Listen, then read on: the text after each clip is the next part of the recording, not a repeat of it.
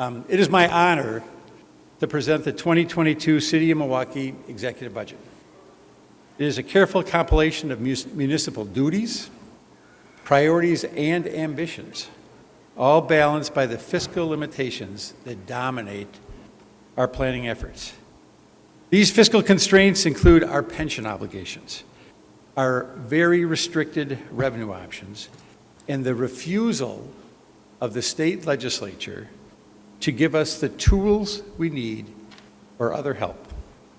Yes, in an era of big surpluses in the state's coffers, the legislature's inattention has left us with huge fiscal and public safety challenges. We all want to do more. And fortunately, with the American Rescue Plan funds available to us, we do have a limited opportunity to invest in employment, housing, health, and safety. With ARPA funds, we can positively impact the lives of our residents who need the help the most. And as you will see in the budget documents, we have deployed ARPA funds strategically to advance departmental objectives. We have done so to avoid cuts to vital services and to avoid layoffs of city personnel. Unfortunately, I think we all recognize that the ARPA funds will not solve our structural fiscal challenges. The 2022 budget I present today is bolstered with ARPA funds in the fire department, the police department, the health department, the Department of Public Works, the library, and others. Overall, our budget for next year is up to $1.7 billion, supported by a property tax levy of $305.2 million. That levy is 2% higher than last year, so an average residential property owner will see an increase of about $33 in taxes. Residents will not see an increase in fees from this budget. Snow and ice, solid waste, sewer, and street lighting fees all remain unchanged. I do feel it is important to rely less on reserves than we did last year. As you know, we've had challenges with the bond rating agencies, and we have to address that. Our use of reserves in the 2022 budget is $14 million lower than this year's budget. We are drawing fewer dollars from the Tax Stabilization Fund, fewer dollars from the Parking Fund, and fewer dollars from the Public Debt Amortization Fund. And as you all know, I have been a long-time advocate for a healthy pension reserve. This budget does that, and in my conversations with several council members, I sense a growing appreciation of that approach. With my proposed $10 million injection into the Pension Reserve Fund, our balance will now be greater than $50 million in pension reserves. The biggest organizational change you will see in this year's budget is the creation of a new Department of Emergency Communications. This department builds on plans to add new levels of professional, efficient, and effective 911 emergency communications. We are consolidating the fire and police emergency communication functions to better serve our residents and to unify previously duplicated functions. Fortunately, both public safety departments have been very cooperative and engaged in making sure the Department of Emergency Communications succeeds. Administratively, the new department will be part of the Fire and Police Commission. The transition is already underway. In the coming year, we will transfer and add staff and work through the multitude of steps required for a safe, smooth, and complete transition. The administrative changes move forward at the same time technical improvements are added. The City of Milwaukee handles by far the greatest number of calls for emergency services in the county. So, the city is the logical designee as the public safety answering point for Milwaukee County. That is important because we have the planning, the people, and the initial infrastructure to take the lead. I am hopeful and would love your support to make sure that we receive the designation and next generation 911 grants from the state of Wisconsin. Without a doubt, we want people calling for an emergency response to get the appropriate service as quickly as possible. We want the police and fire responders to get the best support from emergency communication staff. And we want to accomplish this with budget efficiency in mind. The Milwaukee Fire Department will maintain services in 2022, supplemented with nearly $15 million in American Rescue Plan money. The department's emergency medical responses have been complicated recently as the private ambulance companies, the providers of basic life support services in our community, have faced unsustainable financial challenges. In fact, as you may know, one of the companies pulled out of the market altogether. To maintain this very important system, the fire department will subsidize the private providers and train emergency responders for the private companies in the coming year. Next year, the police department will swear in and train 195 new police officers in 3 police recruit classes. We will use the American Rescue Plan funds to accomplish this.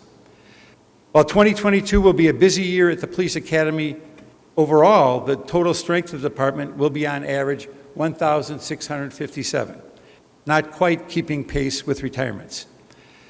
The police budget is slightly smaller in my 2022 proposal, a change driven by fiscal realities, not philosophical concerns. The police department is responsive to the trends that have emerged in Milwaukee. The work of the traffic safety unit is focused on curbing reckless driving, a huge problem in our community. The department is similarly focused on the shocking increase in violence, particularly gun violence, that has emerged over the past 2 years. We need everyone in the city, including you, to step up and help us reduce violence in Milwaukee. This budget does recognize the reality that police alone cannot bring violence under control. We continue to support the work of the Office of Violence Prevention in the Milwaukee Health Department. The budget also includes resources for mental health awareness and reduction of opioid overdoses. The Health Department has been very busy. It's engaged in a wide range of efforts to improve the wellness of our residents. Among the highest priorities is the protection of young residents from lead poisoning. In the city's American Rescue Plan allocation, we are working with many of you to use more than $26 million to expand the response to and treatment of children with elevated blood lead levels. A particular focus is making homes lead safe, and next year the target is to address lead threats in thousands of homes. Our progress towards eliminating lead water laterals will continue with 1,100 removals. I believe that number will be much higher with federal infrastructure monies awaiting approval in Congress. Of course, we had all hoped that COVID would be behind us by now, that our lives would be back to normal.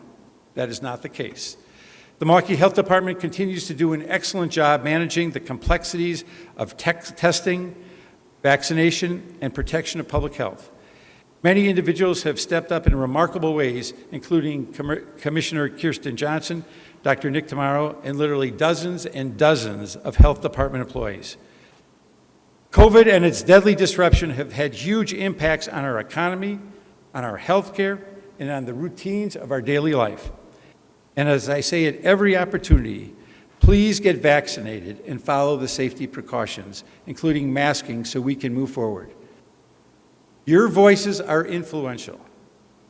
Everyone in this room has an influential voice, and we need those voices to be louder to ensure that more people get vaccinated. Our libraries continue to be a bright spot. They will continue the great service they have long provided to our residents. The Milwaukee Public Library has stepped up and adapted during the COVID pandemic.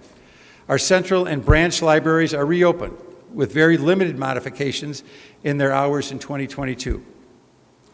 Next year, construction will begin on the new Martin Luther King Branch Library. Like other branch libraries, this is a neighborhood anchor. I call them mini town halls, as we have these new libraries with mixed-use development in different neighborhoods in the city. The new Martin Luther King Library construction will be supported with about $4 million in ARPA funds. Another great use of this funds, and again, thanks to the President, to Senator Baldwin, to Congresswoman Moore for being so supportive of these efforts. My budget calls for an additional $3.5 million in capital funding for core infrastructure and a total of $74.6 million for streets, bridges, street lighting, and sewers. And just to give you a glimpse on how we put this together, in a change from the initial proposal presented to me, I have included capital funding to finish the City Hall foundation work. Yes, finally, the fencing, scaffolding, and construction trailers will be gone, something I've only seen in a few months during my entire time as mayor, and something that some of you have never seen. The American Rescue Plans play an important role in this budget, and it is important to note how potentially transformative this money can be.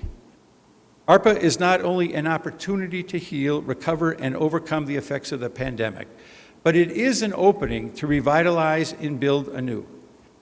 We have an opportunity to address the limitations of the past 2 years and also to take a significant step forward in building a more resilient Milwaukee. I have put forth an initial plan that uses funds from the federal government to address urgent, immediate needs of residents, families, and neighborhoods hardest hit by COVID-19.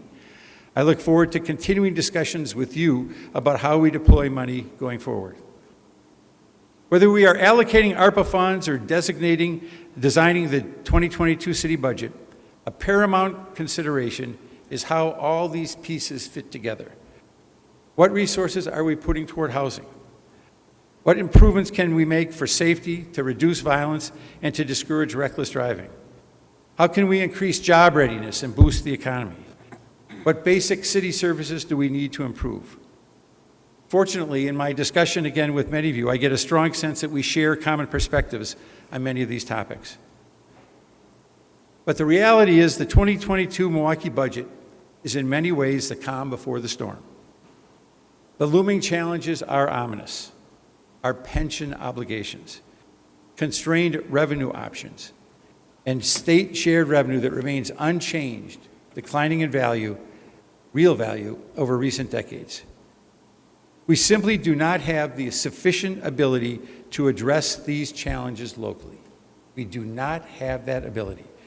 We need the state legislature to be our partner, finally, and act on multiple fronts to give us the tools we need. Change is likely to come to city government. Nevertheless, I want to make one point very clear. I expect to be fully engaged in the budget process. Dialogue is important between the north and south ends of City Hall's second floor, so we can deliver a budget that reflects the needs and expectations of our residents. We uniformly share a deep appreciation for Milwaukee, for the people who live here, and for the potential our city has moving forward. This budget reflects that appreciation and sets a course for positive results. Good luck. I hope you enjoy the next 6 weeks.